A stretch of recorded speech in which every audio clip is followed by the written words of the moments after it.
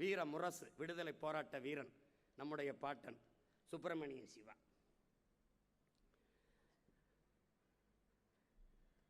அரசன் பிரபு மேற்கு வங்கத்தை மதத்தின் அடிப்படையில் பிரிக்கிறான். அதை எதிர்த்து முழக்கமிட்ட பெரிய வீரன் நம்முடைய பாட்டனார் சுப்பிரமணியம் சிவா.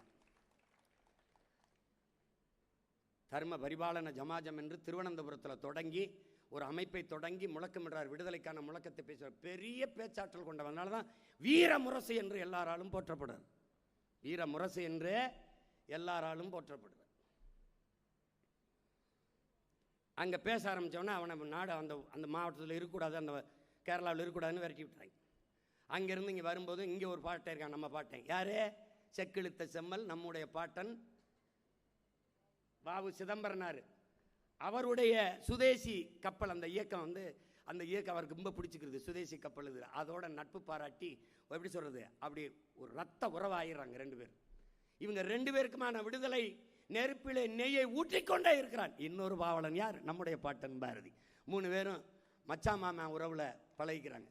பாரதி, சுப்பிரமணிய சிவா, நம்ம பாட்டன் வஉசி எல்லாம்.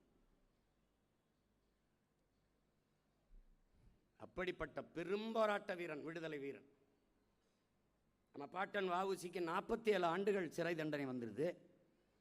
இவருக்கு பல ஆண்டுகள் சிறை தண்டனை. சிறைக்குள்ளே தொழுநோய் வந்துடுது. அது குஷ்டம். இந்த தொழுநோய் வந்துடுது. அப்படி இருக்கிற ஒரு வீரமான ஆள் அப்படியே உடல் குறுகி முகமெல்லாம் சிதைந்து உறுப்புகள் சிதைய ஆரம்பிச்சிருது. அப்போ விடுதலை ஆகிறாரு. திருப்பி அந்த குஷ்ட நோயோட அந்த தொழுநோயோட மறுபடியும் சிறைப்படுத்திடுறான். 2 ஆண்டுகள் சிறைக்கிலே ரொம்ப உடல் நலிவுட்டுறாரு. அருமை பெருமக்களே,